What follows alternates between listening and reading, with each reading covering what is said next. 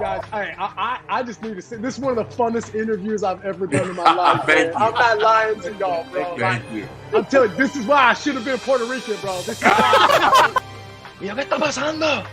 Y él dice, es que torneo dio positivo. Y yo, ¿qué? ¿Te gusta? Bueno, la analítica o la información te gusta. Bueno, con la analítica la gente no tiene que pensar tanto, ¿entiendes?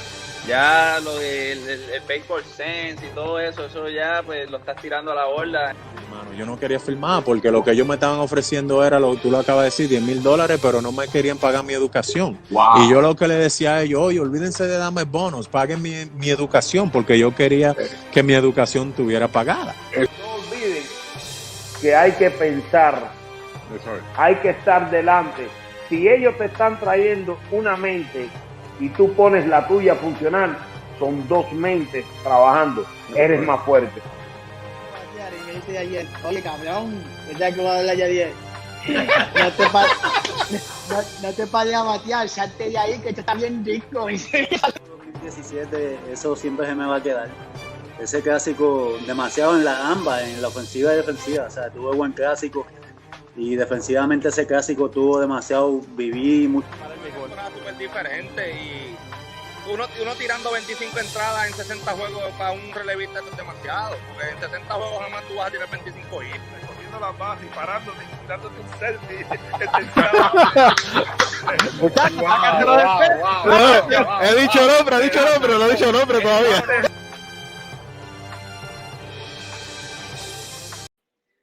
Saludos mi gente y bienvenido a otro Facebook Live más de Me Gustan Los Deportes junto a Baerga y sus amigos. Este es su amigo de siempre, Arnold Palillito Santiago, dándole la bienvenida a todos ustedes. Por favor, mire, dele share a este video, a este programa, perdón. Usted va a disfrutar un montón. Tenemos un miembro del Salón de la Fama con nosotros esta noche como invitado y yo estoy seguro que usted la va a disfrutar. Usted va a poner en práctica su inglés, igual que nosotros vamos a poner en práctica nuestro inglés, pero ya usted sabe, hemos tenido muchas de esas anteriormente y ustedes las han disfrutado y esperemos que esta sea otra también que usted esté disfrutando. Recuerden, nos puede ver en vivo de ahora en adelante en Facebook, en la página de Carlos Baerga, por aquí cuando nos está viendo, y también nuestro canal de YouTube de Me Gusta Los Deportes. Sí, señores, ya mismito, mire, vamos a tener una página de internet. Esto es para usted, es para que usted disfrute con nosotros y se le haga más fácil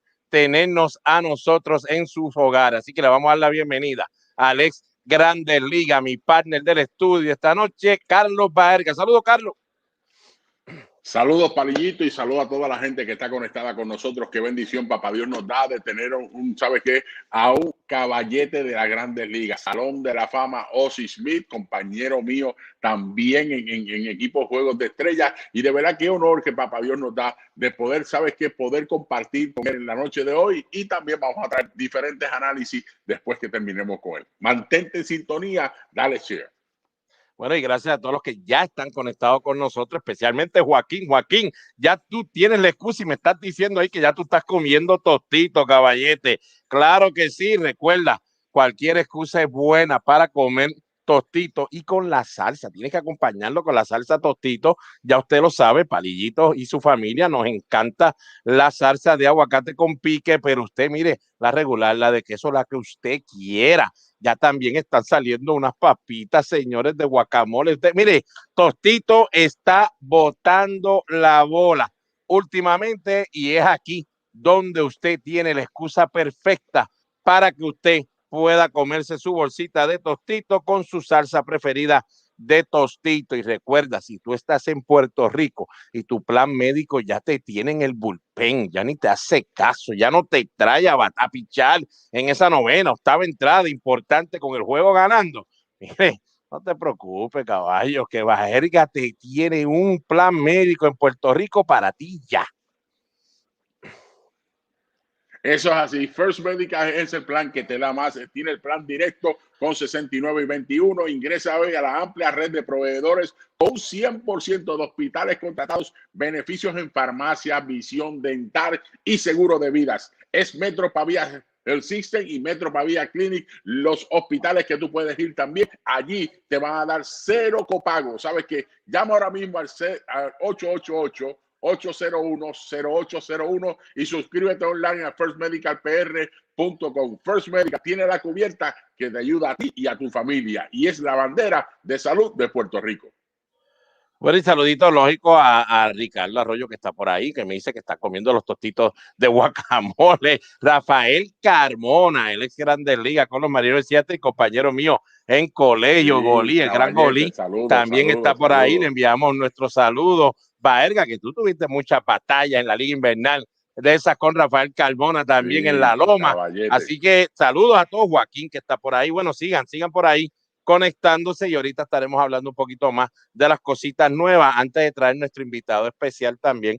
Pues es un día especial para Denis Martínez, que está cumpliendo años, el presidente, sí, Baerga está cumpliendo años, Joey Cora, nuestro Joey Cora también está cumpliendo años y otro miembro del Salón de la Fama que estábamos vacilando un ratito ahorita con él, Tani Pérez, también está de cumpleaños, así que un día, mire, Baerga, lleno de caballeros. Un día especial. Un día súper especial, como jugué con 2 de ellos y con Tani no, pero es uno de mis hilos peloteros puertorriqueños. Yo digo que puertorriqueño es el 6º hombre en el Salón de la Fama de Puerto Rico. Eso es así. Definitivamente, definitivamente. Así que mire, ya sin más preámbulos, vamos ya con el invitado especial de la noche, uno de los mejores campos cortos que ha dado el béisbol de las Grandes Ligas, para algunos una leyenda del campo corto, miembro del Salón de la Fama. Si no sabes quién es, escúchenla. Shelby back up the middle, cut off by the Wizard. Look at the play. He gets his man. The Cardinal games in '86. Grounded up the middle. Ozzie back. Oh, what a play. A herd to Clark.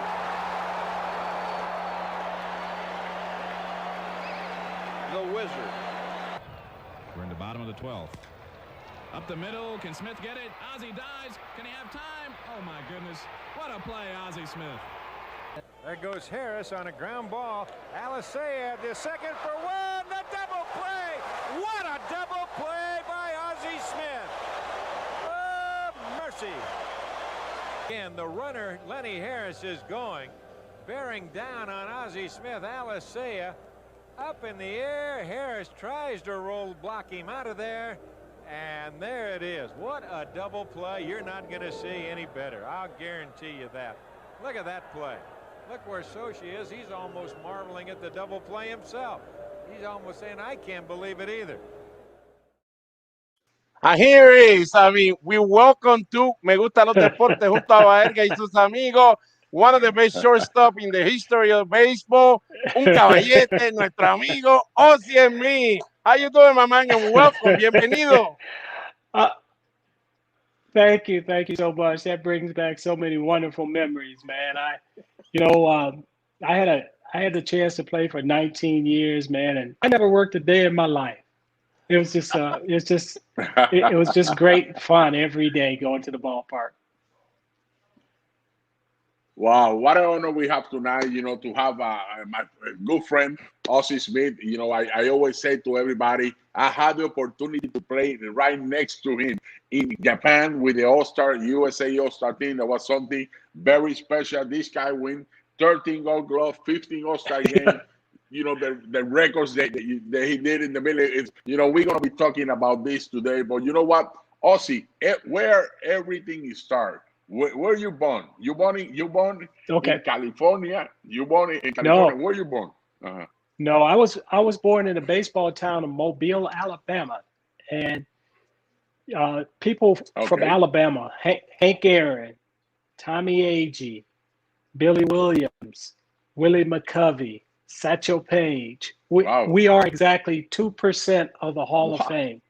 So I was born in Mobile, but I moved from Mobile when I was 6 years old. So most of my growing up was done in Southern California. Okay. How? I mean, when that move happened, and all of a sudden you go to California, of course, it's a lot different that we were Mobile, Alabama, and all that stuff. I mean, I'm pretty sure you still had to deal. You and your family had to deal with a lot of stuff, no matter where you were going at that time, anyway. But I mean, was Ozzie always thinking about, baseball is the sport that I would like to try to keep playing. I love baseball, or there was other stuff that you were doing just to try to, enjoy your childhood? Well, when we were young growing up, we played everything, just like you guys probably did. We played every sport. And when I decided to go to college, I had to decide what I was going to do, whether I was going to play basketball, which was what I excelled in high school, or whether or not I was going to play baseball. Well, my size had something to do with that, because I wasn't very tall. I was quick and had good hand and eye coordination, and I was a good shooter. But I after doing some soul searching, I realized that baseball was really what I loved doing more than anything else. Now, I never got drafted out of high school. I played in high school with Eddie Murray.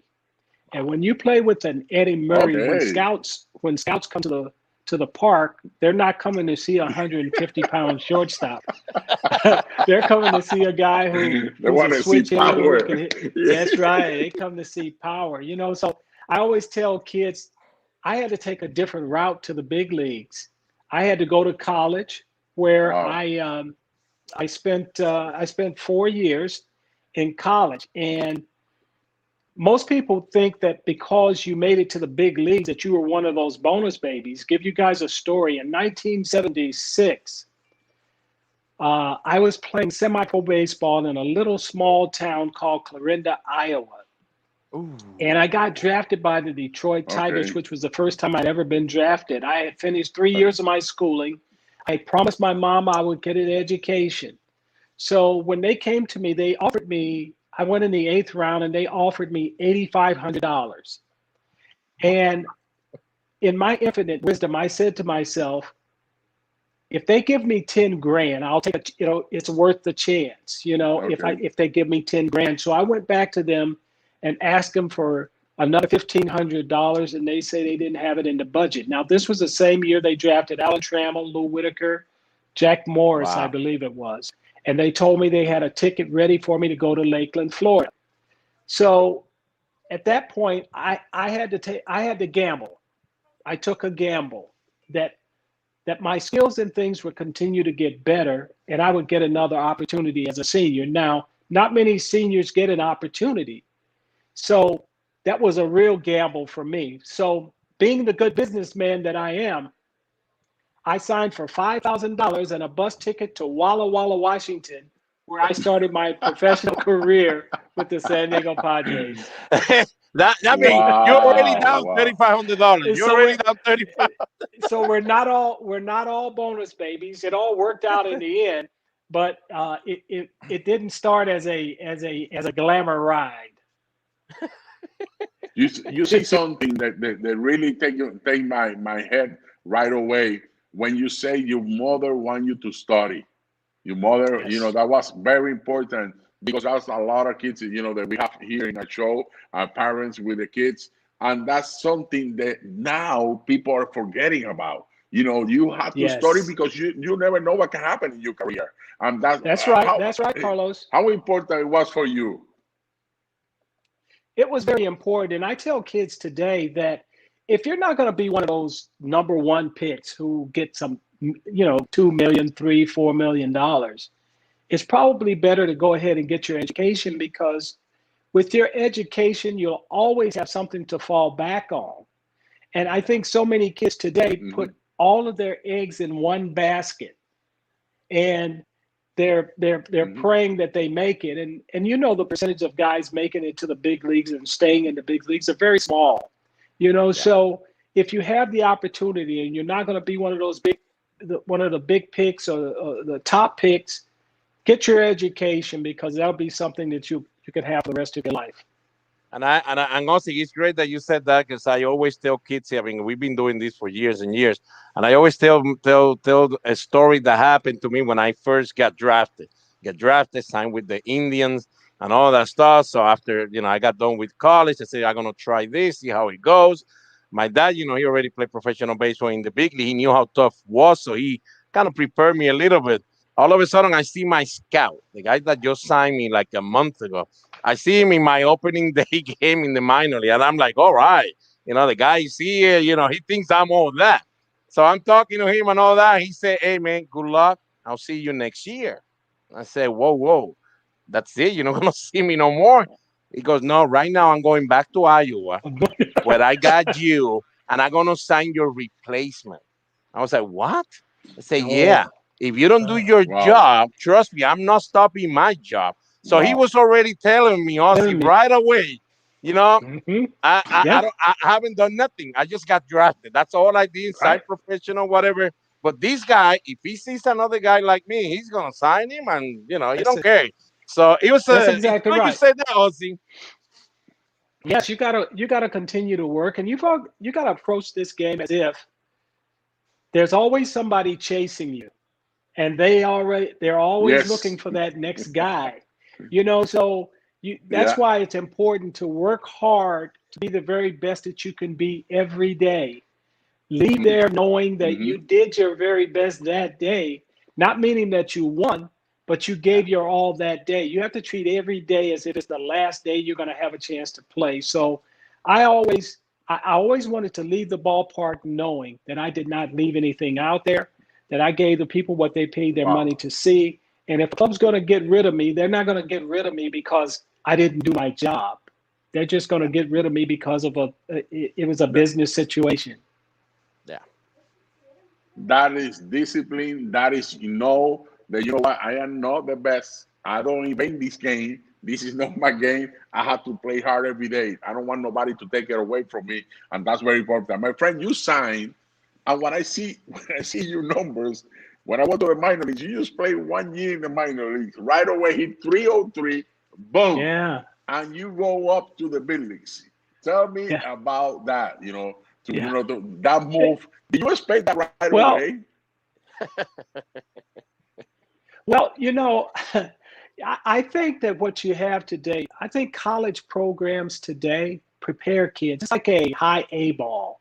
Yeah. You know, the programs today are very, very good college programs. And I had a very good college coach who stressed the importance of fundamentals, good sound fundamentals. When you talk to kids today, we talk about fundamentals because if you have good sound fundamentals, you always have a reference point, something to go back to.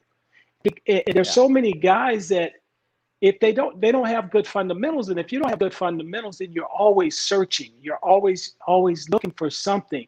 But if you have sound fundamentals, you always have something that you can revert to say, okay, this is what I need to do to get myself back on. I mean, and the good thing about it, Ozzie, I mean, by going to college, I mean, I know you took a gamble, like you're saying, and all that stuff sometimes, but by going to college, I mean, you pretty much just went in the minor leagues while you were in college. I mean, and beside the guys that are signing 17, 18 years old, all that pressure on top of them, they still kids.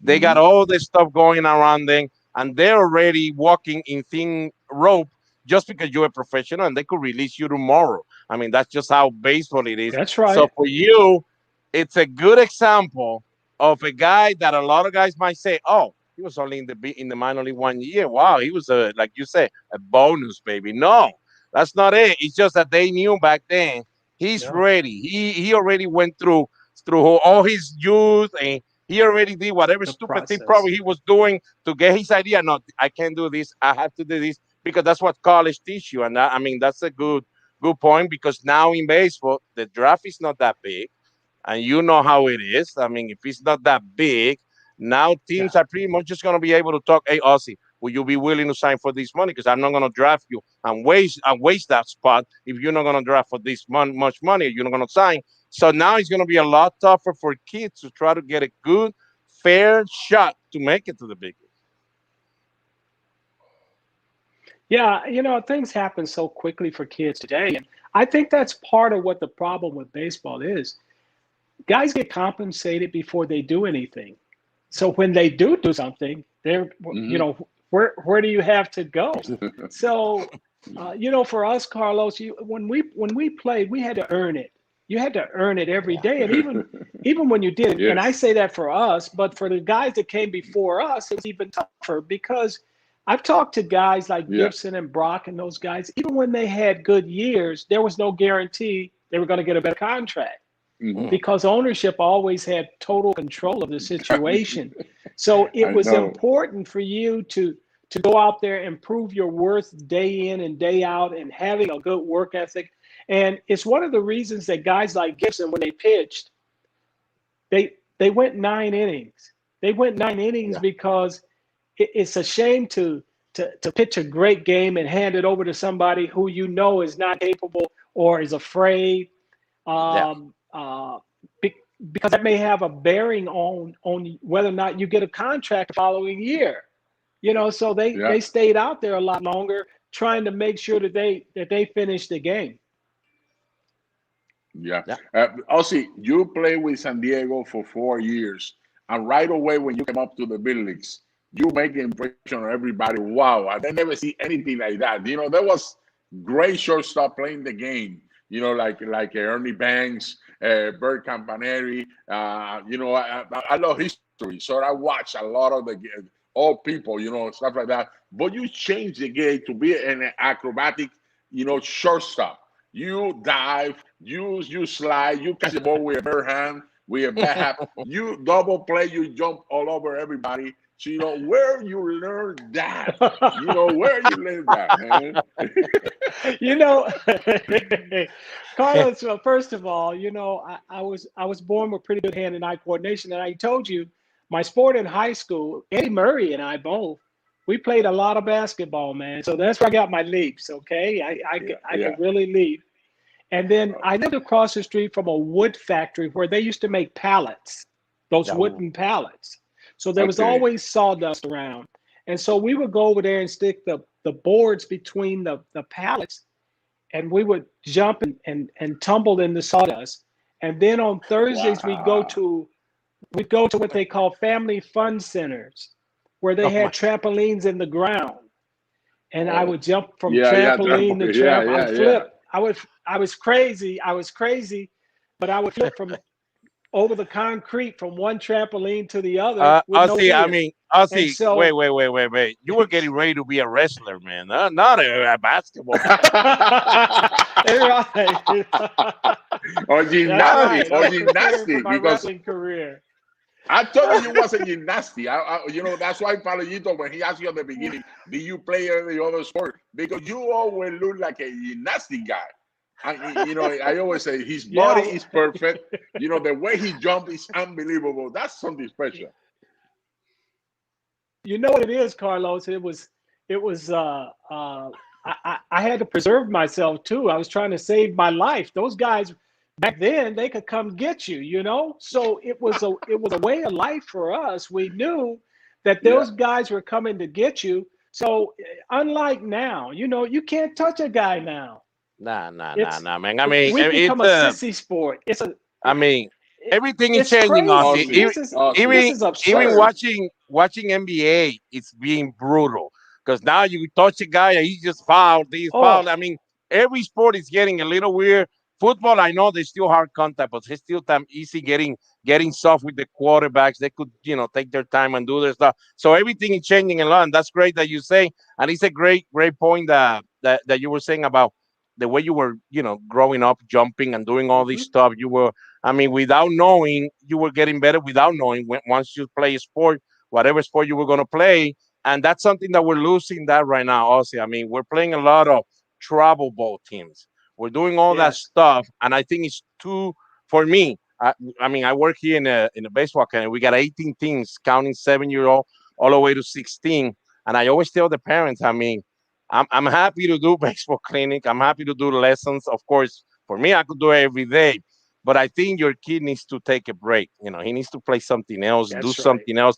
And we don't do that anymore, Ozzie. There's hardly anything here. I could be down the street, Ozzie. I don't know if it's happening in New York. I live here in Massachusetts. I could be down the street and I could do it for a week, and I don't see one kid in a bicycle. It's just like, what's going on? And we're in trouble, Ozzie. We're in trouble. What we're doing is we're early. I call it early burnout. They're doing it. They're forcing their kids to do it so much that by the time it's time to make a decision, the kid is going, no, I don't think so. I'm tired. I'm burnt out. I don't want to do this anymore. That's why it's important to give kids variety. Wow. And Wow. you know, baseball may not be their thing, you know, but because they've not allowed them to explore other sports, they don't know, you know. So it's important to give kids variety, a chance to do something different so that they don't get burned out. And if they're good enough to make it to the big leagues, then they'll give themselves every opportunity to be successful. Yeah. Ozzie, you got trade to the St. Louis Cardinals. When that trade happened, you was happy about it? You got trade for Sisto Lescano, Puerto Rican guy, and Gary Templeton. You know, I used to like Gary Templeton too. I tell you, he was a good you know, player. Gary, I always say that, you know, when you get traded for a player the caliber of Gary Templeton, who was one of the most talented guys to ever put on a pair of spikes, there's always pressure to perform well. You know, Gary was that true 5-2 player. He could hit for power. He could hit for average. He could run, had a cannon for an arm. He had all of the things that you look for in a big league shortstop. And so coming over here, there was always that question as to whether or not I was as good as I thought I was, or as good as Whitey Herzog thought I was as a player. And so it was up to me to prove to people that the trade was the right one for the St. Louis Cardinals. So I came here knowing that I had some big shoes to fill, but I didn't want to put too much pressure on myself by being something that I wasn't. I just had to be me. And I was allowed to do that. Whitey Herzog allowed me to be me, and it all worked out. You know, I worked out for Gary as well. They made it to the World Series with the Padres and stuff, and it was just one of those things, man, that it changed my life. Of course, coming over here, giving me the opportunity to win, and I think that's what we all want. We want the opportunity to win. And certainly coming to the Cardinals gave me that opportunity. I went to the World Series 3 times. We won it all in 1982. We went 7 games in 85 and 7 games in 87. You know, so there are guys that spend their whole careers and never get to experience that, and it was a wonderful experience. Don't mention 85, because then everybody's gonna remember Todd Worrell in first base and all that stuff and whatever happened. I mean, so we're not gonna mention that. So you don't get into that anymore. But I mean, I got 2 questions. I mean, questions. I mean, it'll be quick. You'll be quick. I mean, you went to the Padres when you got called up.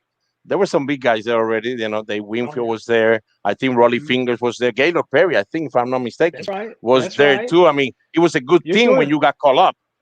Yes, it was a totally different team. You know, because they had a lot of free agents. They had Gene Tennis. They had Rollie Fingers. They had Gaylord Perry. They had, of course, Dave Winfield was there. Gene Richards. It was a really good team. And Oscar Gamble actually came over at one point. Oscar Gamble, yeah, so we had a pretty good team, and I think that was kind of the beginning of what it was that they were trying to do. It took them a few more years to finally get some consistency with that and understanding, you know, what it was that they needed from a scouting standpoint and stuff. And they had a lot of those problems in the minor leagues with their scouting department and stuff. And but they finally got it figured out, and they really have it figured out now, because they got some pretty good players over there, starting with a shortstop by the name of Tatis. Ozzie, it's easy to figure out when you got $300 million for one and another guy. I mean, it's easy to figure out. No, but I mean, you played for Roger Craig, if I'm not mistaken, when you came up to the big league, and then of course you got Whitey Herzog. I mean, those 2 guys were. I mean, we don't see that anymore. We don't see the managers being, you know, the managers. One guy that you want to go see. Now you don't even know sometimes who's the manager, because you got no idea. But those 2 guys are 2 different. You know why? I mean, how different were them, and how you feel about the managers right now? Well, let me say this here. You know, I think that it was so early in my career over there with the Padres that it was hard to give a real fair assessment of how good Roger Craig was. He went on and was very successful with the Giants, but he wasn't there long enough for me to be able to say, you know, how good a manager he was.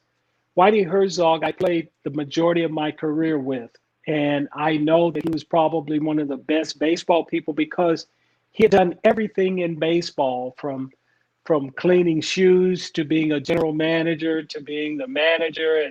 And he had a real understanding. He had a true understanding of what he was looking for in a player. When you put on a Whitey Herzog team, you always knew what your role was. And your job was to play the role as best you could. And he only had 2 rules: be on time and give 100%. And if you couldn't be on time and give 100%, then you shouldn't be in the big leagues. That's all you could ask for, is give me the opportunity and let me do what it is I do. Wow, that's what I want as a manager. That's what I want. Don't be late and play 100%. Yes. That's awesome. Ozzie, you in that trade and play hard. And play hard. Mambo de Leon, Luis de Leon got traded from San Luis to San Diego, Palillito, in that trade. Yeah. In that trade later on, that trade happened. Yes. You win the World Series in 82, and you made your first All-Star game in 1983, and you made 15 All-Star games. Yes. That's amazing. That's the most by a shortstop in the big leagues. Tell me about that first All-Star game. That first All-Star game, it take you to another level. Tell me about that.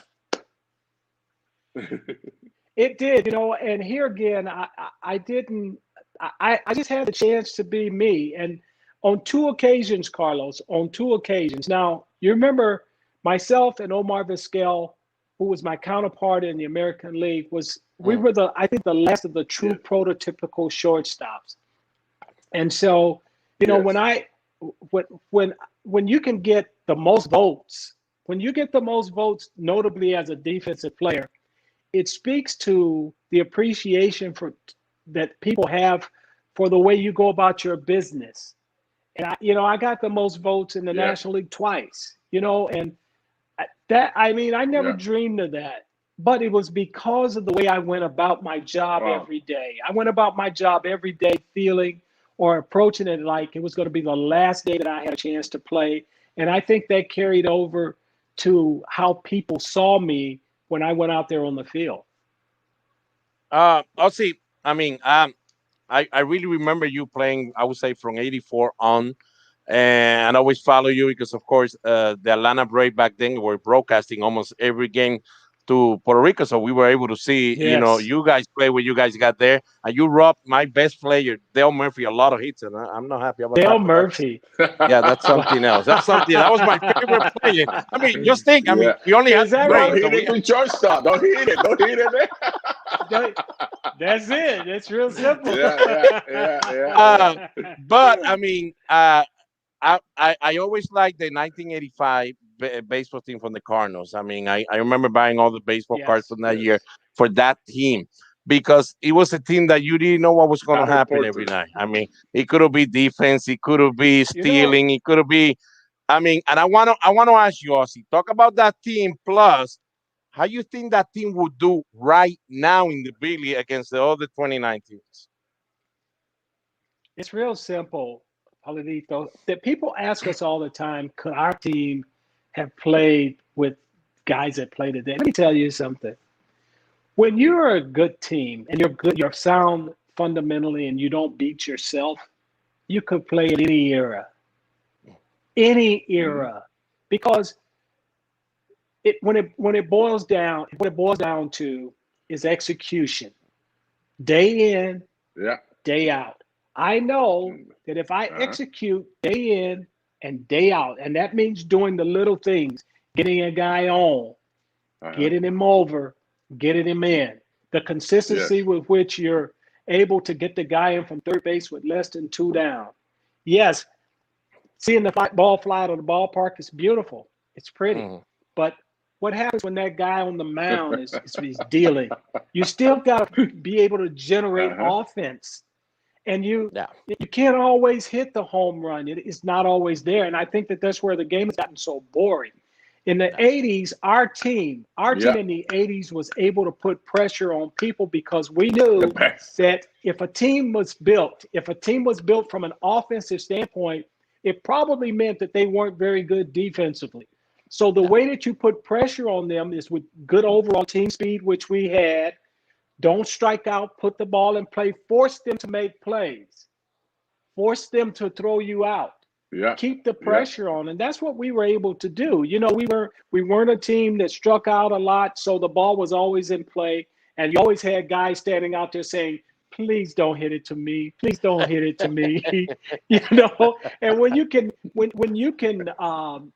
garner that type of respect, or where people know you have a reputation of being a good defensive ball club, with as well as a team who could put pressure on people because you didn't strike out a lot.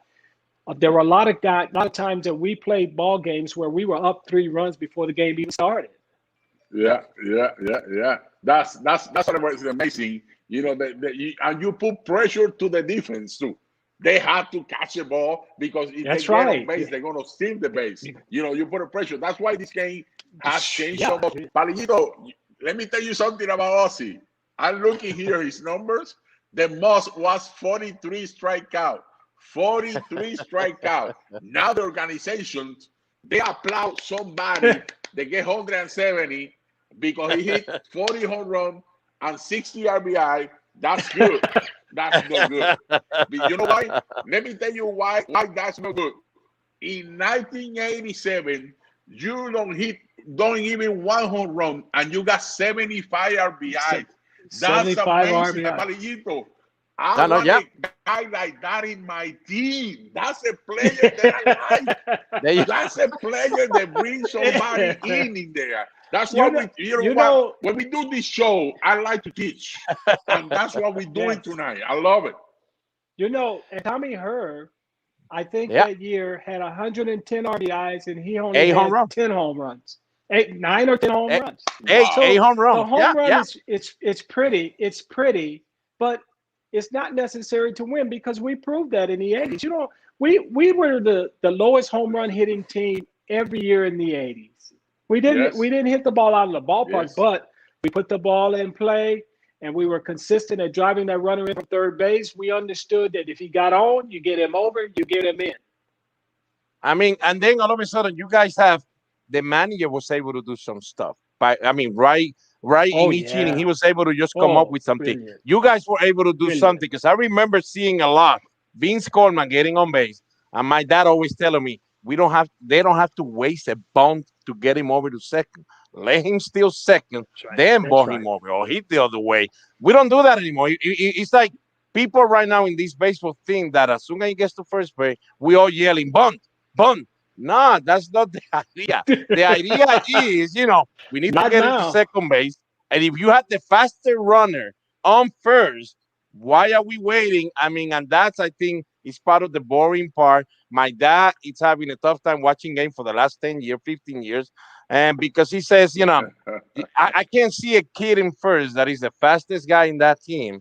And he stays there, 1 out, 2 out. He doesn't do nothing. And then they go 8 or 9 innings without scoring a run. I mean, well, you don't move them. So, Ozzie, I mean, you've been, well, let me put it this way, like we always do. Ozzie, how long you last watching a game right now on TV? Because we know when we go to the stadium, well, my dad lasts 5 innings in the stadium, but on TV, how long Ozzie Smith could watch a game now? Not very long at all, you know, because let me say this here. I think, you know, I have to watch Cardinal games because I do a program called Cardinal Insider. You know, so I want to stay up on what's going on. But as far as other baseball is concerned, man, it's boring. It's there's no excitement there. I mean, yeah, there's excitement when a guy hits a home run and, you know, he's got his style on and all of that stuff. But I didn't grow up that way.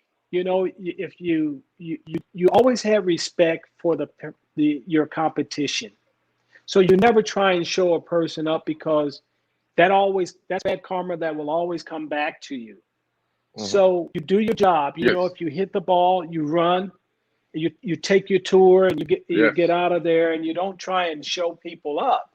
You know, I look at a lot of baseball today, and it's all about showing people up and styling, and then you know, from a media standpoint, they say, well, you know, let the kids have fun. Play. Yeah, you can have fun. Let the kids play. Do it respectfully. I mean, Ozzie, right now in this baseball that we're playing right now, this play here, guys will do what you did at shortstop, and the guy just sliding 3 feet away from the backers. They can't do nothing anymore. And these guys are jumping and doing all this stuff, and you're like, what are they doing? And people, look, check this out. This is not for show. If he doesn't do it, that guy's in top of him. Chris Green would take him over to left field. Right. I mean, so that's how baseball is. I think, Lenny. This is excitement, Ozzie. This is excitement. Yes, that was one of my favorite plays right there. I always loved the double play because it was so improvisational. Many times I didn't know exactly how I was going to turn it, and it really depended on where the runner was. On that play right there, that was all improvisation. You know, I knew that he was running on the play. If he got the ball to me quick enough, if I just take it the traditional way, it kills me. So I had to be creative in how I turn the double play, and I worked hard on being consistent at turning the double play because that turning the double play gets you out of trouble. I have to say, people, you know, we have right here one of the for me, the best, because I play with the two best. I play with Ozzie Smith in Japan with the All-Star USA team. I play with him, and I play with Omar Vizquel. I think the two best shortstop. And you know what Omar used to say to me? Throw me the ball no matter what. He don't say throw me on this side, throw it to me to this side. No. That's right. Throw me the ball no matter what, and get it to the base That's on right. time. That's what he said to me. Get to the base on time, and That's we're going it. to turn it. That's why it. we lead the league. We lead the league. You know, I played with Omar 5 years, and we lead the league all 5 years in double play. So that's why we did it, because we practice. Everything's out of practice. You did something in Japan. They did it every day, and I ask you, you were habit before the game. You know, that's something that I see you over there that you don't have to do it because you already play 162 games. But you went to Japan on the last part of your career and you're still doing it. How important is that to do it for these young kids? Well, Carlos, you know what it is I never wanted to be surprised by anything that happened on the field. If there was a bad spot on the field, I wanted to know where the bad spot was because at that point I can anticipate a bad hop.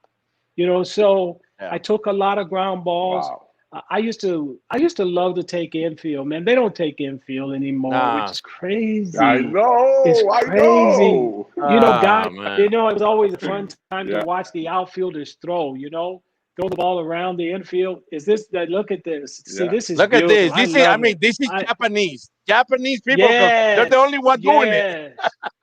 Yes. I tell you what, this is where you intimidate people. People see you do this right here. Now, let me tell you something real quick here. The Negro Leagues used to do what they call phantom infield, where they didn't have a ball, but they acted as though they were throwing around. It was entertaining, man. It was so entertaining. Wow. And, Japan, those guys understand how important taking infield is and having fun and enjoying what you're doing. And it's just sad that they don't take it anymore because that was me, boy. That was showtime. It was showtime. Ozzie, it's nice that you said that because Carlos, I went to play the big league Little World Series when we were 16 years old with Little League, and we went to Florida, and it was raining, and we were supposed to, if we beat Japan, we gonna make it to the finals. So we're, Japan is always in the finals. Oh, we're doing all that. We went to practice because it was raining. We couldn't do nothing. So my dad and the other guys, they put us to, go up in the steps and do whatever, try to get something out of it. Here comes Japan, and they get on the field. And my dad is like, how the heck they're going to get on the field? It's wet. What are they doing? They had an infield practice just like Ozzie said, a phantom one.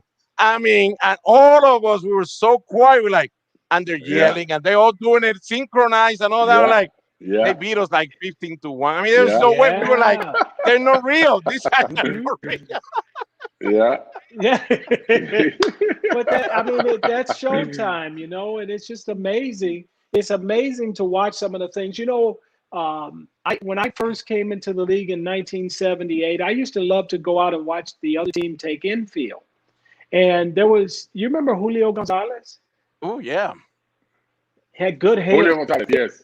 Third baseman. Yes, Yes. I watch him take a ball from second base, and the ball would hit and come over here, and boy, I stole that from him. The ball hit the glove and just popped over there because it never looked like he used the glove. It was beautiful. It's beautiful. Yeah. Yes. And then there was Davey Concepcion bouncing the ball on the AstroTurf. I stole that from him. That's all it is. It's a game of steals, man. You steal it and make it your own. Yeah. That's what Candy Maldonado teach me when I came up to the building. I say, he gave me the best advice that I still give it to the young kids. I say, you know what? Always when you want to play the one team, he tell me you want to watch the Baltimore Orioles. When they come, you want to watch Carl Ripken and Eddie Murray. How they prepare in practice, how they hit, how they feel. When you want to play against Milwaukee, you want to see Paul Molitor and Robin Young. You want to see the best players. How they prepare to play that game. And that's why you talking here about you teach. I take it over from those guys. What we are learning every day. The kids need to know we learn something every day. Even watching every TV. day. Watching the TV. Yeah. I mean, Ozzie, when you want, go ahead. When you're watching batting practice, you can tell whether or not a guy's a big league hitter by his first round of batting practice. You don't see great hitters walking to the plate and the first thing they do is open up and swing that ball. Your great hitters are always hitting the ball the other way. They hit their first round, they always hit it the other way, which means they're keeping their shoulder and they're working on something. So when you see a guy at 7 or 7-15, it's not so much what he does there as much as it was what he did to get there before he got there. That's what you want to know. And I think that'll tell you, how hard he worked by what he does at 7 and 7-15. That's pretty nice what Ozzie's saying. It brings back memory of my dad and Tony Perez and all that when they were coaching us. And literally they would say, hey, you know what? I know if you could hit or you could play or you could do anything in baseball just the way you put your clothes on. So if your uniform, you put it on the right way, I already know. I mean, everything had to match. For them, everything had to match. And I heard you saying, just by seeing a guy hitting, I already know if he's good or not. But Ozzie, I mean, now talking about the shortstop like Omar Vizquel and you, because like you said, you two guys are pretty much in the same boat as the type of player you guys were, and pretty much the last ones around. I mean, because now you're gonna have to hit 20 home runs if you want to be a shortstop or something. But I mean, when you listen to people, especially the people you're a Hall of Famer already, but especially the people that have a vote for the Hall of Fame, and I've been getting a little upset the last a year and a half when they keep saying Omar Vizquel is not really a Hall of Famer because Omar Vizquel couldn't hit. And I'm thinking, he got over 2,800 and he played in an era where he probably wasted in his mind now. I probably wasted like 800 at bats moving the runner over and bunting and all that stuff. I mean, you already there, Ozzie. You already there. I mean, and you're that type of player. How unfair is that? It is. I mean, there are two players right off the bat. Well, there's three players now that right off the bat that if you ask me, they're Hall of Famers. They're guys that you don't really have to think about. For what Omar was able to accomplish, it's amazing because it pretty much mirrored what I had to do. You come in notably as a defensive player, and you have to work hard at making yourself a better offensive player, which he did. He did all those things. Davey Concepcion in Cincinnati was probably the reason that they were successful all those years, but because they had so many great players, from the manager to Pete Rose to Tony Perez to Joe Morgan to Johnny Bench, it just goes on and on. And Davey was really the thing the glue that held that together. And I think Dave Parker is another one that probably should be in the Hall of Fame that's not. Yeah, I'm with you in that. That's awesome that you say that, man, because I always, the thing is that they changing now because they see these young kids now hitting power. They say, no. The people that have to go to the Hall of Fame have to be like this guy. No. Don't forget about those guys. You know, that's right. You know, when I see don't forget about what Palillito and me, yeah. Don't forget about the history. They open the doors for a lot of people, man. And something like that. Who you like to watch right now in the big leagues? It's your stuff. You know, I like, you know, Lindor seems like he has a lot of fun. You know, it seems like he's in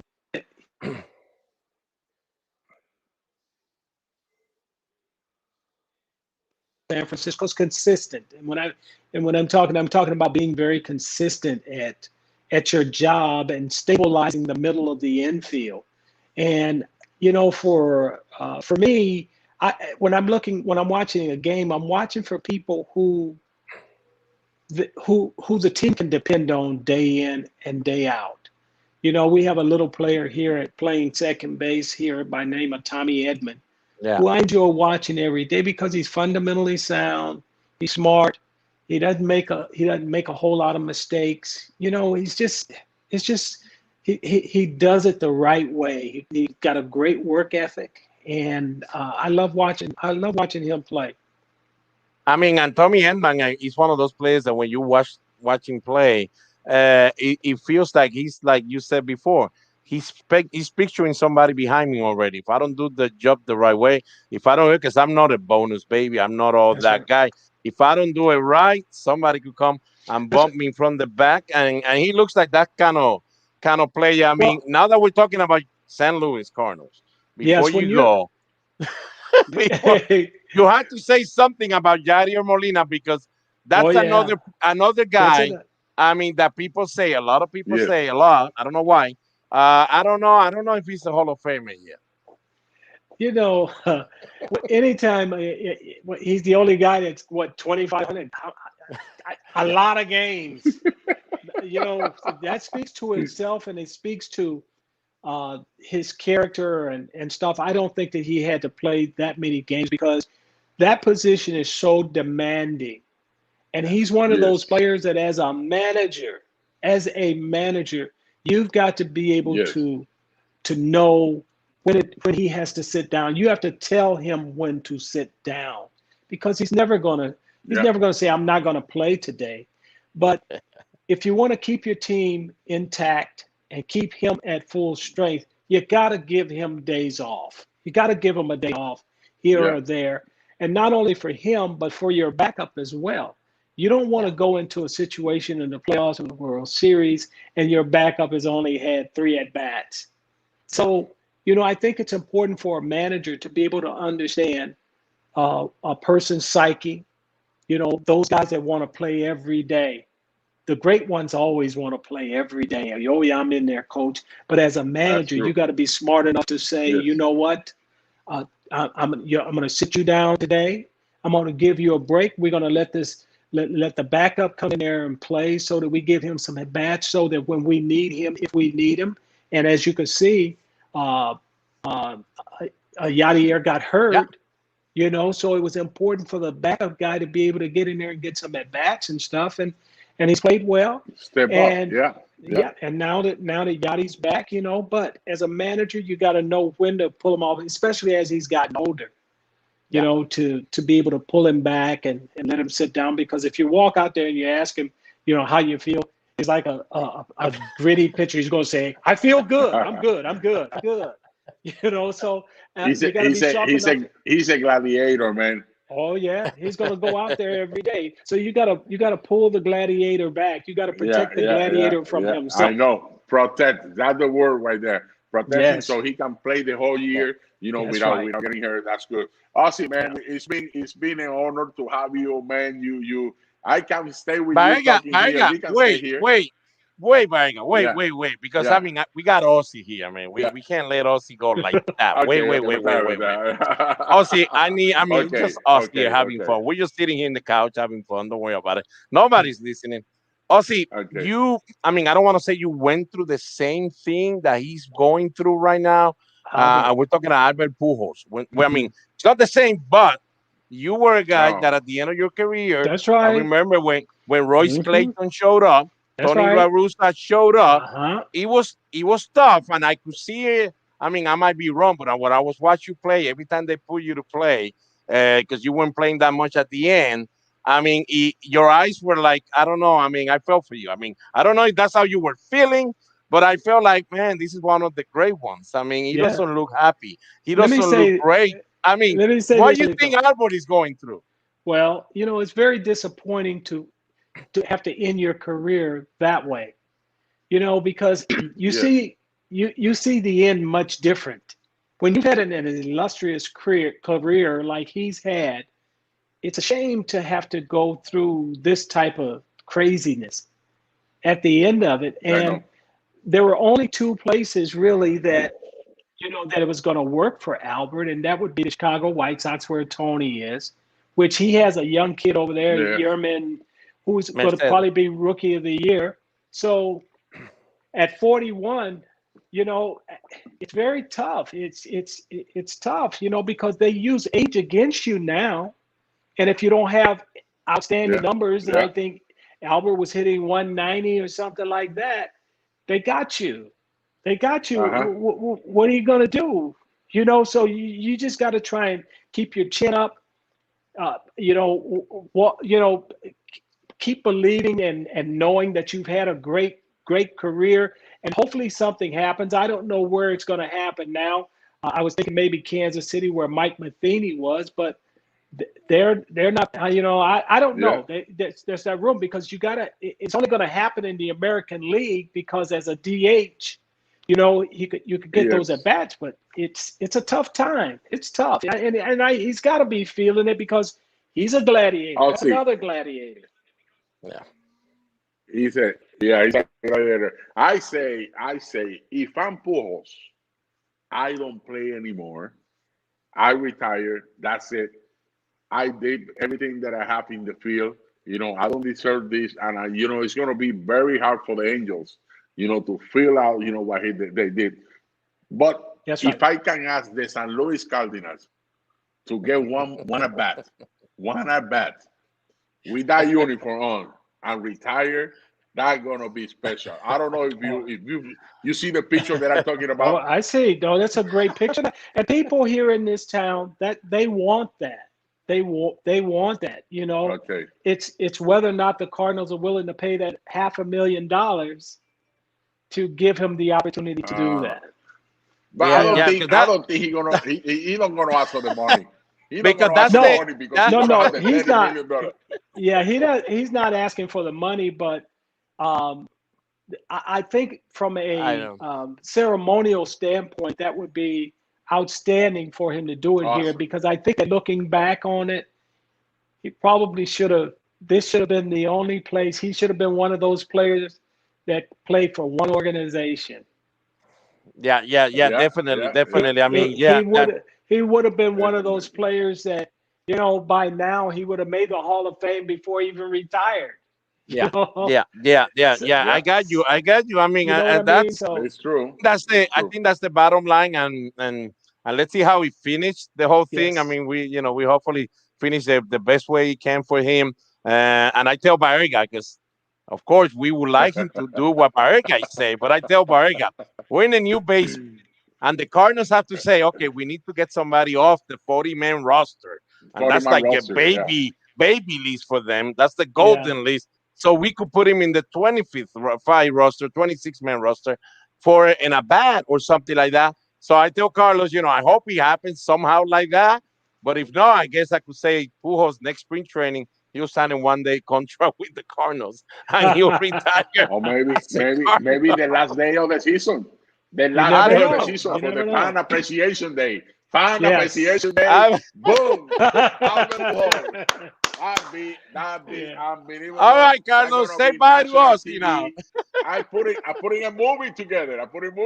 So that's good. Ozzie, man, I really appreciate it. But before you go, man, it's so nice to talk to you, man, about baseball. It's awesome. Roberto Clemente Award. We need that award for you. With that name, Roberto Clemente. very, very special because that was my favorite player growing up. And wow, I used to catch the bus out to Dodger Stadium when the Pirates came to town because, you know, he was one of those players that you have to keep your eye on because he may do something you may never see again. Yeah, yeah, yeah. He was special. He was special player, man. Yes, like you. He was. Special like you, bro.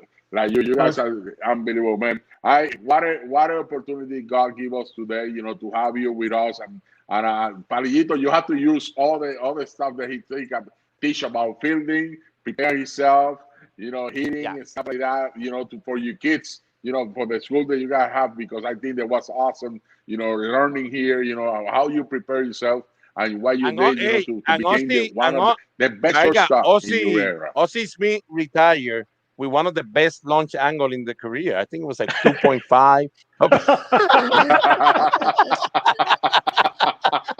I had to say it. I had to say the word launch angles. Yeah, right. But awesome. But man, thank you very much. God bless you. It was an honor to have you today. Thank you very much, my friend. Always. Thank you, guys. Have a you know great what? evening. Let me tell you, the whole day today, I was thinking about we should bring Omar and Ozzie Smith to Puerto Rico, to do a clinic for the kids. I swear to God, I was thinking about that, and I'm gonna put it together. I'm gonna put it together so you can spend the whole weekend with us, and you can go to the beach. Okay, great, Carlos. Great idea. Nice meeting you, Ozzie, and be good, my man. All right, you too. Bye bye. God bless. Bueno, señores, Ozzie Smith, señores, para mí, Baerga, un honor demasiado de grande. Era una de las estrellas que, Baerga, te voy a decir, yo la amistad, ¿verdad? Igual que tú, la amistad con Luis Alicea es increíble, lo conozco desde jovencito, la amistad con Cheito Kendo, la amistad con Cheito Kendo, que jugamos hasta en Ponce, y yo lo conozco también desde joven. Ellos dos decirme, años atrás, mira, Palillito, cuando me di cuenta que era Ozzie Smith que yo iba a jugar, sabe que, ¿verdad? Cheito pues venía de los Mets, Luis Alicea pues venía de las menores, pero como primer round, esa cuestión. Y ellos me decían, en los primeros juegos fueron fuertes, porque yo estaba nervioso. Yo estaba nervioso. Y después oí a Rex Hotland aquí en una conferencia de prensa que está trabajando con Kansas City, creo, en la transmisión. Jugaba pelota, señores, por si acaso. Y Rex Hotland dice, pues mire, lo que yo recuerdo de Ozzie Smith cuando yo jugué con Ozzie Smith fue... pues exacto. Cuando terminé ese primer juego con Ozzie Smith, señores, yo fui al clubhouse. ¿Usted sabe a quién yo llamé? Y todo el mundo le decía, ¿a quién? ¿A quién? A Mami. Y le dije, Mami, hice doble play con el más grande del mundo. El caballo. No, de verdad que Ozzie, yo tuve la oportunidad, y lo vuelvo a repetir, en Japón, jugar con él, la combinación, esos 7 partidos fue algo súper especial. De verdad que nunca lo voy a olvidar. Mire, una carrera espectacular, 15 juegos de estrella. Para la gente que me preguntaron por aquí ahorita, me preguntaron si había hablado de Omar Vizquel. Darwin Pachano, quiero decirte que habló súper brutal y dijo, él tiene que entrar al Salón de la Fama. Esas fueron las palabras que dijo él sobre Omar Vizquel. Quiero decirle, 15 juegos de estrella, Serie Mundial, MVP de la National League Championship en 1985, 13 guantes de oro, Silver Slugger Award, que ese Silver Slugger Award de verdad que increíble, 0 jonrón, y empujó 75 carreras. 75 carreras. Esto yo desde ahora en adelante, Palillito, tenemos que hablar de este equipo. Sí, no. A la gente cómo tenemos que jugar. Roberto Clemente Award le dio el número en San Luis. Y eso que tú hablas, por eso es que estoy contento que traímos a Ozzie Smith, porque son tantos años que yo llevo aquí diciendo que ver el juego antes era tan difícil, porque tan diferente, porque San Luis jugaba un juego que a mí me gustaba, velocidad, defensa, eso. Jack Clark era el único, te la podía sacar, los demás eran peloteros normales, señores. Y me gustaba ver eso, y no estoy diciendo que yo quiero que se juegue así ahora, pero yo quiero que todos los equipos tengan una identidad, Baerga. Eso es importante. San Luis Cardinals, tú no podías fallar la bola. Tú no podías hacer errores porque te iban a capitalizar y rápido se iban a ver. Lo otro que no dije, se robó 580 bases para que la gente sepa, ¿sabes? Este hombre fue un caballete, y cuando le dije a Palillito que solamente se ponchó 85 veces, Wow, no, No, 45 veces, eso es no, es un caballo. increíble. Para que Baerga, la gente sepa, Ozzie Smith estuvo con nosotros en la noche de hoy. nadie hacía esto, caballo, era el único, señores, ¿sabes? Lo que usted está viendo aquí a lo mejor parece un show, pero esto él lo hacía casi todos los días, él hacía algo en el campo corto y cuando lo vinimos a ver otra vez, fue cuando Omar Vizquel se convirtió en Omar Vizquel, porque entonces cogió confianza y entonces Omar era, tan pronto tú veías a Omar con la mano pelada, la gente decía, como el Wizard, como el mago, porque ese, señores, era el mago. Lo que pasa es que, como se decía en inglés, el Wizard, pues no, pero ese era el mago en esa época, y por eso Javier Baez, pues, en vez de decirle Wizard, pues se lo pusieron en español porque es latino, el mago.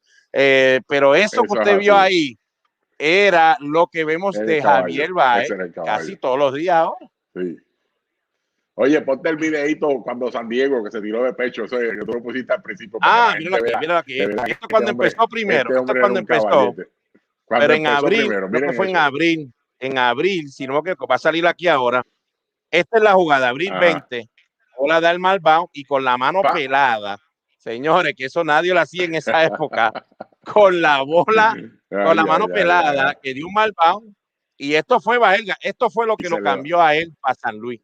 Esa jugada ahí, porque entonces San Luis dijo, ese hombre hay que traerlo aquí, porque ellos tenían grama artificial. So, como había grama artificial, ellos pensaron que era mejor Ozzie acá, porque Templeton le gustaba batear, ¿sabes? Y estos sabían que a este lo podemos enseñar y tener aquí y nos ayuda con la defensa. Y el bate de Templeton después cayó, cambiaron a Templeton y no fue el mismo bateador después, pero imagínense, está llegando a San Diego siendo supuestamente la jorobienta humana. So, él tenía más presión en ese momento que Ozzie Smith entrando a San Luis. Qué noche especial tuvimos con un Salón de la Fama, nos divertimos, lo gozamos y de verdad que le damos gracias a Dios. Tenía el récord para que la gente sepa, asistencia 8,375, pero Omar Vizquel lo rompió de doble play con 1,590. Omar Vizquel se lo rompió. Todavía él tiene juego en la Nacional, de juego jugado en el campo corto, 2,511 y de total base, creo que tiene récord también Ozzie Smith. De verdad que fue algo espectacular la carrera de Ozzie Smith. Palillito, tus bostonianos ganaron, papá. Antes de hablar de Boston y los Yankees, porque eso siempre hay que terminarlo así, señores. Siempre. Baerga usó una palabra ahí constantemente, rompió. Hoy no lo hicimos a Ozzie, en la próxima vez vamos a hacérselo a Ozzie. Hoy no lo hicimos, pero cuando Baerga mencionó Cándido Maldonado, lo único que me vino a la mente fue la famosa jugada, porque aquí Cándido, señores, miren a Cándido al final, Cándido rompió algo a Ozzie. Porque ahí viene Cándido, ahí viene. Cándido llega. ¡Pum! Yo no podía, lo pensé, pero no podía traer eso, de verdad. No, la entrevista estaba tranquila con él, estábamos bien nice. De verdad que fuera de liga, un Salón de la Fama, este hombre lo respeto mucho. Y como le dije anteriormente, fue un caballete de las Grandes Ligas, 2,460 hits, 793 RBI, 1,257 anotadas y 580 bases robadas. Ozzie Smith, Salón de la Fama. Exacto, señores. Boston ganó, vamos a hablar con Boston. Boston ganó 4-3 a los Angelinos de California. Los Yankees, Baerga, dime, ganaron, perdieron.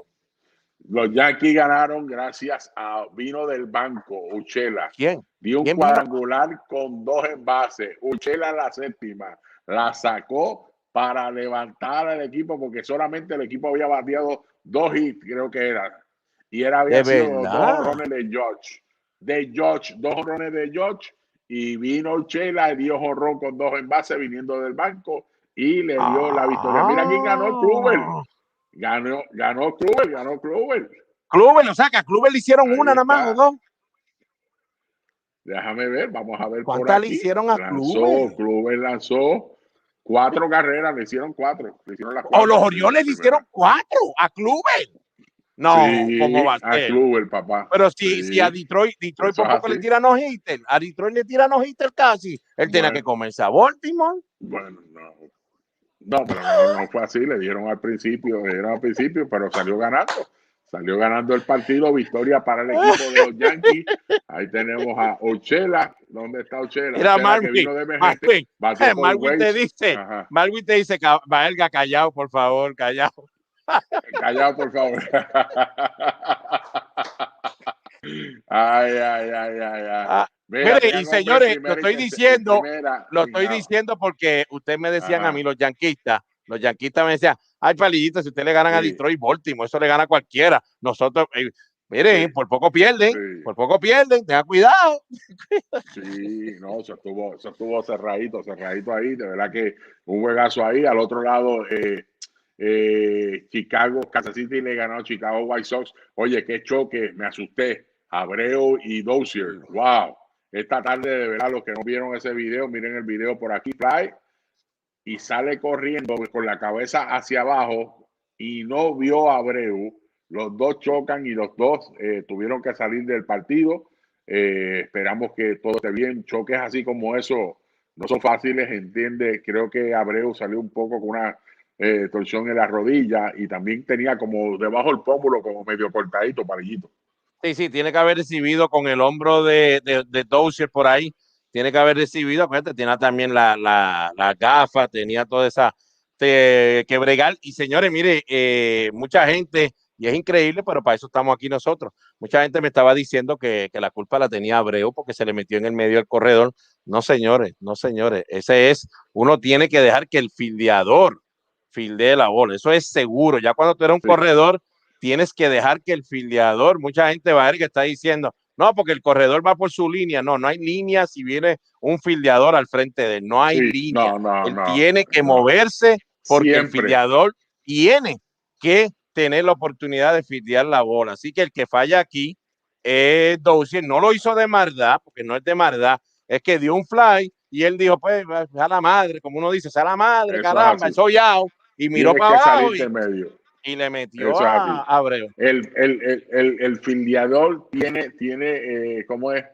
Privilegios sobre el corredor en cualquier jugada. La segunda base no se puede poner una bola para ¿sabes? No puede el corredor meterse, darle un cantazo a la segunda base si va a coger una bola, ¿sabes? Todas estas cosas no pueden pasar. Palillito, quiero que le digas a Juan Luis qué fue lo que pasó con nuestra página. Miren, señores, y todos los que estén aquí, corran la voz, porque ahora yo sé que tenemos que volverlo a hacer, señores.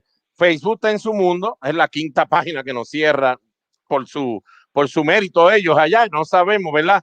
Nosotros lo que hemos decidido es lo siguiente, mi gente, porque pues los tenemos ustedes, un grupo que era 157,000 seguidores que teníamos. No podemos dejar que usted se vaya, que usted se pierda de nosotros, pero necesitamos, lógico, que usted nos dé la mano con este proceso. Mire, en Facebook vamos a seguir en Carlos Baerga. La página posiblemente, eventualmente... Que la voy a cambiar, que lo vamos a estar cambiando con Me Gustan Los Deportes, porque quiero poner ese nombre. Acuérdense que ustedes todos saben que es el nombre del programa y queremos seguirlo llevando. Lo que pasa es que usted ya llamé a la persona que me corre eso a mí para que él haga todo el cambio. Está tratando de hacerlo ya. Y ya lo sabe, y como es más fácil usted ya acostumbrado a escribir Me Gustan Los Deportes para que aparezca lo que sea, pues usted ahí lo vamos a tener para usted. Vamos a abrir una página de internet, vamos a abrir un website para que también se le haga más fácil a ustedes. Ahora sí, mire, si usted no tiene Instagram, abre una cuenta y siga Baerga, siga Mayito y siga Me Gustan Los Deportes. Síganos por ahí, señores, porque entonces lo que estamos haciendo es haciendo en vivo también en Instagram, pero como a usted le gusta, trayendo invitados que aparecen del momento. Esto es invitados del momento. Los que ya nos siguen saben que ayer tuvimos a Sabio Vega, que uno de los, bueno, señores, uno de los luchadores que está en tuvo en la WWF, tuvo en la WWE, IWA en Puerto Rico. Señores, este individuo peleó, búsquelo WrestleMania, peleó con Steve Austin en WrestleMania, peleó con The Rock, peleó, bueno, con uno de los caballetes. Este hombre lo tuvimos anoche hablando de lucha libre, porque puede parecer que sea, y nosotros le vamos a hablar de lo que sea, y si no sabemos, pues que nos digan lo que ellos hacen. Así que, y así fue que tuvimos a Sabio Vega, tuvimos a Omar Vizquer, el domingo, el día que Cabrera se convirtió en el venezolano que más hit pegara, pasándole a Omar Vizquel. 11 de la noche, Omar nos dijo, pero ustedes no duermen, señores, cambien la hora del programa. No, vamos con ustedes. Usted no tiene que seguir a Carlos Baerga en Facebook, Instagram, Baerga, Mayito, Me Gustan Los Deportes, y aquí en YouTube. Busque el canal, prenda la campanita, asegúrese de seguirnos, suscríbase, déjaselo saber a todo el mundo, porque lo que viene ahora de Me Gustan Los Deportes junto a Baerga y sus amigos es una bomba. Es una bomba y es para ustedes, señor. Palillito, quiero saludar a María Duno de Pachano, Venezuela. Bendiciones para ti. Qué bueno que estás aquí en Me Gustan Los Deportes, donde siempre tenemos entrevistas estupendas como la que tuvimos en la noche de hoy con Ozzie Smith. Y como le dijo Palillito, ¿sabes qué? Conéctense con nosotros. Próximo domingo vamos a estar por Instagram. Nos vamos por Instagram también, porque casi siempre tenemos hasta peloteros. Domingo y jueves, vaya. Yo creo que domingo y jueves, que los jueves se juegan temprano. Domingo y jueves, ya usted apúntelo. 9:30 estamos en Instagram. Sí, nos vamos por Instagram para así esto. Tiene que ser algo, una entrevista que de momento surja, de momento con un peloterazo de los que está activo o algo así, que lo meteremos ahí. Pero como quieras, lunes y de esto, vamos a estar con la entrevista y vamos a tener acá en Facebook, que vamos a estar poniéndole el nombre, la de Carlos Baerga, le vamos a estar poniendo el nombre de Me Gustan Los Deportes. Pero ¿sabes qué? Conéctese con nosotros, manténgase unidos ahí. Palillito, quiero decir que el equipo de los Astros, Machete Maldonado, se fue la Arch, la sacó el bebé. Se fue la Arch, sí. Ey, y ya empezó, hoy.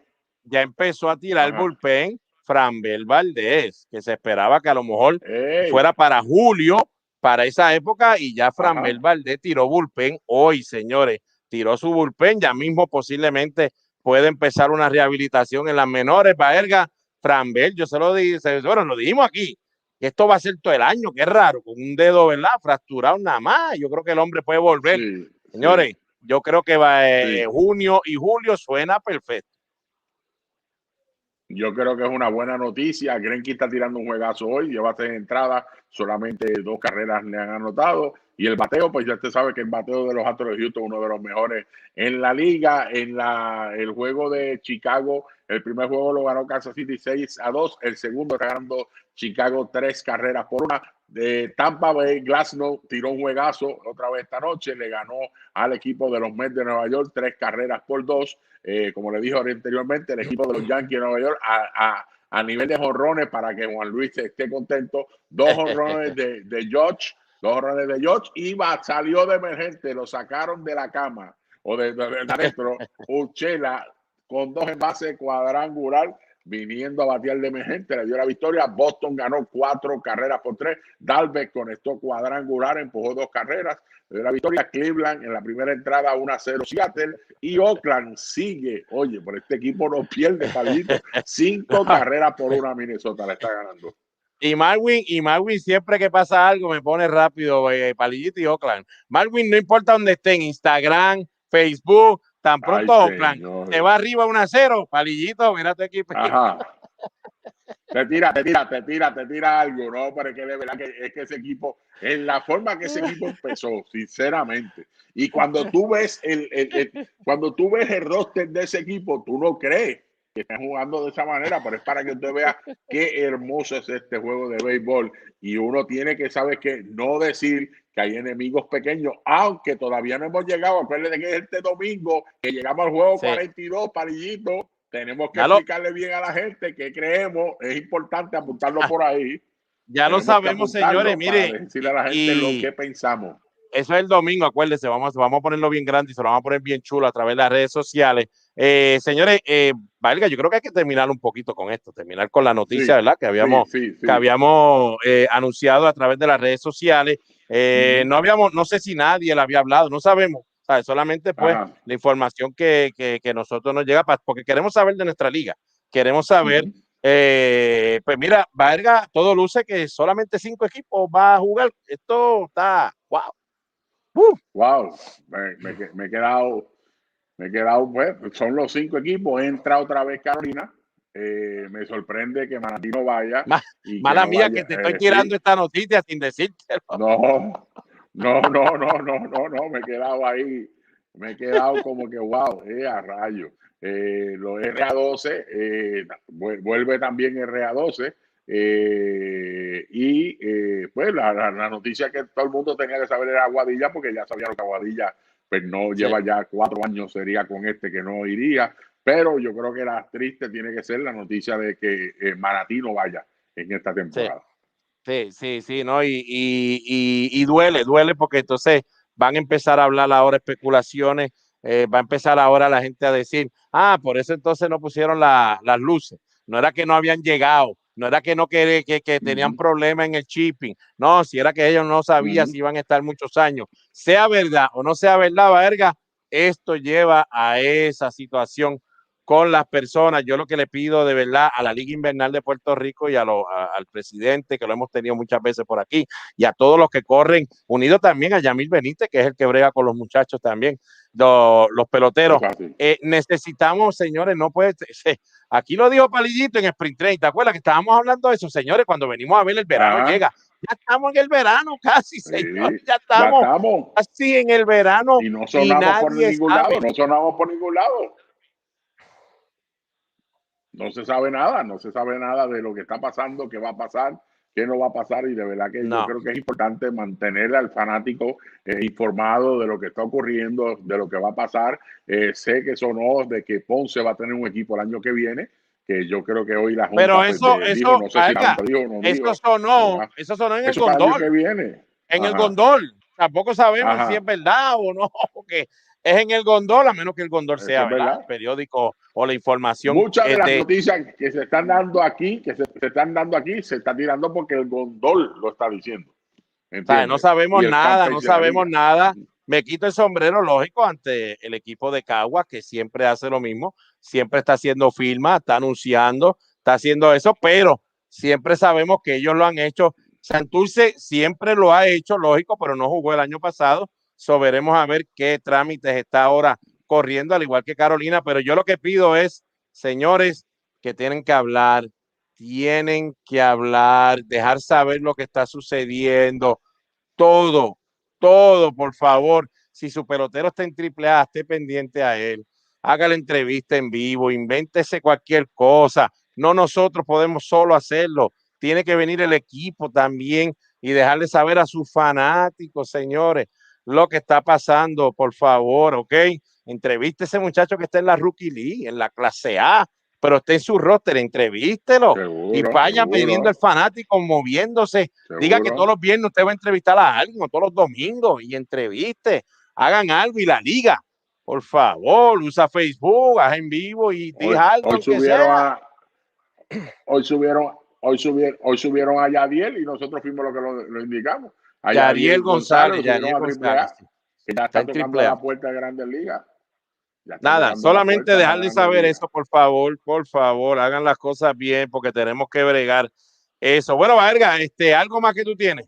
No, nada, este próximo domingo, 9:30 de la noche, estaremos en el Instagram llevándole a ustedes todo lo que está ocurriendo durante el día, y si pasara algo, pues usted sabe que rápido nos conectamos. Palillito no tiene miedo, eso es el momento. Vamos por encima, Baerga, nos conectamos ahí con ustedes, y de verdad que le damos las gracias por seguirnos. Le pedimos disculpas a los que nos estuvieron buscando por la página y no nos encontraron tarde, pero sabes que por ahora vamos a estar aquí. Le estoy tratando de cambiar el nombre de Carlos Baerga, Me Gustan Los Deportes, para que así usted esté completamente con nosotros y podamos llevar esto bien como tiene que ser. De verdad que sabes que dele share, mande amigos, sabes, de los cambios que se están haciendo, pero sabes que ustedes son bien importantes para nosotros y nos gusta llevarle lo mejor. Eso es lo que queremos. La página de internet, recuérdelo desde ya, se va a llamar megustalosdeportes.com, que es lo que usted está acostumbrado a escribir en todos lados. Me gustan los deportes, me gustan los deportes, me gustan los deportes. Que hay gente que a veces piensa, pues a lo mejor la van a cambiar. No vamos a cambiar el nombre, señores, porque ustedes ya no conocen así. Que quiere que cambiemos y no nos ven. No saben ni dónde estamos. No, me gustan los deportes, usted sabe, Mayito. Ya Baerga no se puede poner ni sobrenombre, es Baerga, porque si no usted no se va a acordar quién es. Ya es Baerga, el de Me Gustan Los Deportes, junto a Baerga y sus amigos. Y Palillito es Palillito. Mira, hasta Ozzie tuvo que decir Palillito. ¿Le gusta o no le gusta? Pues Palillito no se puede cambiar tampoco. Baerga, cuídate, hermanito. Dios te bendiga. Y entonces nos estaremos viendo por Instagram, pero el domingo en Instagram seguro, a las 9:30, cuando todos los peloteros ya están en su casa, allí en el hotel y donde estén. para que usted tenga, pero acuérdese, es fantasma, es el que aparezca, usted no sabe quién puede aparecer allí puede aparecer hasta Donald Trump. No sabemos a quién nosotros le pedimos que se meta. Vamos a ver, yo hice unos cuantos movimientos, vamos a ver si tenemos a ver el que está a punto de llegar, no va todo el año de esta temporada, a ver si está con nosotros. Pues mira para allá, así que pendiente, señora, así que cuídese, buenas noches, Dios me los bendiga y dale las gracias definitivamente a Ozzie en mí y a nuestros auspiciadores, First Medical Health Plan de Puerto Rico, la bandera de salud de Puerto Rico y Tostito, cualquier excusa es buena para comer tostito y la salsita tostito que siempre están con nosotros. Y nada, acuérdese, si usted quiere ser parte del programa con algún auspicio, con algo que usted quiera ser parte con nosotros, se comunica con Baerga, se comunica con Palillito, déjenos saber por donde usted quiera y nosotros haremos todo lo posible para, mire, ponerlo al día y que usted sea parte de nuestra familia Baerga. Así que buenas noches, bendiciones, cuídense, hermanito. Dios le bendiga. Dios le bendiga a todos. Se le cayó el diente. Quien nos conoce sabe que aquí en Puerto Rico todo se festeja.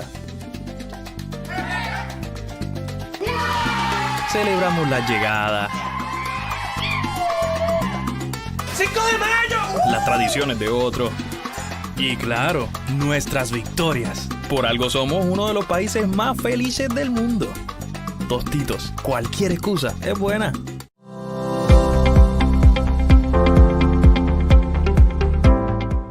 Saludos, soy Carlos Baerga y junto a First Medical Health Plan Inc. hoy quiero orientarte sobre los efectos secundarios de la vacuna contra el COVID-19. De acuerdo con lo que se conoce acerca del COVID-19, los expertos recomiendan vacunarte, ya que esto podría evitar que te enfermes gravemente, incluso si te contagias del COVID-19. Las vacunas ayudarán al sistema inmune para que estés en condiciones de combatir el virus si te ves expuesto al mismo. Esta acción también puede proteger a las personas a tu alrededor, en especial aquellas con mayor riesgo de enfermarse gravemente. Es posible que experimentes efectos secundarios luego de la administración de la vacuna, las cuales son signos normales de que tu cuerpo está generando protección. Estos deberían desaparecer al cabo de pocos días e incluyen dolor e hinchazón en el brazo donde recibiste la vacuna inyectable y en el resto del cuerpo. Fiebre, escalofríos, cansancio y dolor de cabeza. Si nota que estos efectos empeoran, consulta a tu médico. Para más información, accede a nuestra página electrónica www.firstmedicalpr.com. Búscanos en las redes sociales como First Medical Health Plan Inc. y danos like o follow. First Medical, el plan que te da más, está comprometido con tu salud y te informa sobre los efectos secundarios de la vacuna contra el COVID-19.